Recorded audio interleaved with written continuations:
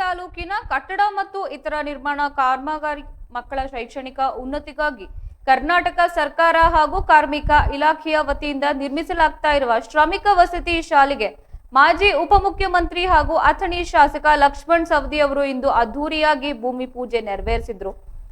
ಕರ್ನಾಟಕ ರಾಜ್ಯ ಕಟ್ಟಡ ಮತ್ತು ಇತರ ನಿರ್ಮಾಣ ಕಾರ್ಮಿಕ ಕಲ್ಯಾಣ ಮಂಡಳಿಯ ವತಿಯಿಂದ ಅಂದಾಜು 36.25 ಕೋಟಿ ರೂಪಾಯಿ ವೆಚ್ಚದಲ್ಲಿ ಈ ವಸತಿ ಶಾಲೆಯನ್ನ ನಿರ್ಮಿಸಲಾಗ್ತಾ ಇದೆ.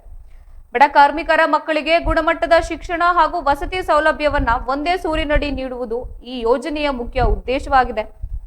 ಭೂಮಿ ಪೂಜೆ ನೆರವೇರಿಸಿದ ಬಳಿಕ ಮಾಧ್ಯಮದವರೊಂದಿಗೆ ಮಾತನಾಡಿದ ಲಕ್ಷ್ಮಣ್ ಸವದಿ ಅವರು, ಕಾರ್ಮಿಕರ ಮಕ್ಕಳು ಶಿಕ್ಷಣದಿಂದ ವಂಚಿತರಾಗಬಾರದು ಎಂಬ ಉದ್ದೇಶದಿಂದ ಈ ಶಾಲೆಯನ್ನ ಮಂಜೂರು ಮಾಡಿಸಲಾಗ್ತಾ ಇದೆ. ಇದು ಅಥಣಿ ಕ್ಷೇತ್ರದ ಕಾರ್ಮಿಕ ಕುಟುಂಬಗಳಿಗೆ ಸಿಕ್ಕ ದೊಡ್ಡ ಕೊಡುಗೆಯಾಗಿದೆ. ನಿಗದಿತ ಅವಧಿಯಲ್ಲಿ ಕಟ್ಟಡ ಕಾಮಗಾರಿ ಮುಗಿಸಿ ಸಾರ್ವಜನಿಕ ಸೇವೆಗೆ ಮುಕ್ತಗೊಳಿಸಲಾಗುವುದು ಎಂದು ತಿಳಿಸಿದ್ದಾರೆ. ಇದೇ ವೇಳೆ ಸರ್ಕಾರದ ವಿವಿಧ ಜನಪರ ಯೋಜನೆಗಳ ಕುರಿತು ಮಾಹಿತಿ ಕೂಡ ಹಂಚಿಕೊಂಡಿದ್ದಾರೆ.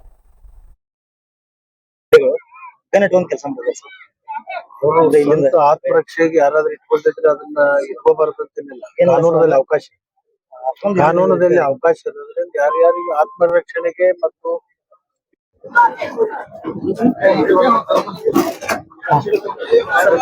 ರಾಜ್ಯಾದ್ಯಂತ ಉದ್ಯೋಗ ಅವಕಾಶಗಳು ತಮ್ಮದೇ ಸರ್ಕಾರದ ಈಗಾಗಲೇ ಧಾರವಾಡದಲ್ಲಿನೂ ಕೂಡ ಒಂದ್ಸರಿ ವಿದ್ಯಾರ್ಥಿ ಸಮೂಹ ನಿರುದ್ಯೋಗದಲ್ಲಿ ನಾವು ತೊಂದರೆಯನ್ನ ಅನುಭವಿಸ್ತಾ ಇದ್ದೀವಿ ಅಂತಕ್ಕಂಥದ್ದನ್ನ ಪ್ರತಿಭಟನೆ ಸರ್ಕಾರ ಗಮನಕ್ಕೆ ಬಂದಿದೆ. ಮೊನ್ನೆ ಹೊಸ ಬಜೆಟ್ ದಲ್ಲಿ ಸುಮಾರು 50,000ಕ್ಕಿಂತಲೂ ಹೆಚ್ಚು ವಿದ್ಯಾರ್ಥಿಗಳನ್ನ ಬರುವ ಹಂಗಾಮಿನಲ್ಲಿ ನಾವು ಅದನ್ನ ತುಂಬತಕ್ಕಂತ ಕೆಲಸವನ್ನ ಮಾಡ್ತೀವಿ ಅಂತ ಹೇಳಿ ಬಜೆಟ್ ದಲ್ಲಿ ಈಗಾಗಲೇ ಅದನ್ನ ಹೇಳಿದ್ದಾರೆ. ಬಹುತೇಕ ಹಂತ ಹಂತವಾಗಿ ಅವರ ಬೇಡಿಕೆ ಈಡೇರುವಂತದ್ದು ಒಂದು ಸನ್ನಿವೇಶ ನಮ್ಮ ಮುಂದಿದೆ. ಶಾಸಕ ಸ್ಥಾನ ಕೂಡ ಕಳ್ಕೊಂಡ್ರು. ಪಾಪ ಅವರಿಗೆ ಜೀವಾವಧಿ ಶಿಕ್ಷೆ ಆಗಿರ್ತಕ್ಕಂಥದ್ದು ನಮಗೂ ಕೂಡ ಅದರಿಂದ ಮನಸ್ಸಿಗೆ ನೋವಾಗಿದೆ. ಇನ್ನು ಮೇಲ್ಮನವಿಗೆ ಅವಕಾಶ ಇದೆ. ನ್ಯಾಯಾಲಯ ಪಟ್ಟಿರ್ತಕ್ಕಂಥ ತೀರ್ಪಿಗೆ ನಾವೆಲ್ಲರೂ ತಲೆಬಾಗ್ಲೇಬೇಕಾಗುತ್ತೆ. ಅದ್ರ ಬಗ್ಗೆ ನಾವು ಯಾವುದು ಚರ್ಚೆ ಆಗಲಿ, ಅದ್ರ ಬಗ್ಗೆ ವಾದ ವಿವಾದಗಳು ಮಾಡ್ತಕ್ಕಂಥದ್ದು ಅಲ್ಲ, ಸರಿಯಲ್ಲ. ಮೇಲ್ಮನೆಗೆ ಅವಕಾಶ ಇರೋದ್ರೆ ಮೇಲ್ಮನವಿ ಮಾಡ್ತಾರೆ, ಅವಾಗ ನೋಡೋಣ ನ್ಯಾಯಾಲಯ.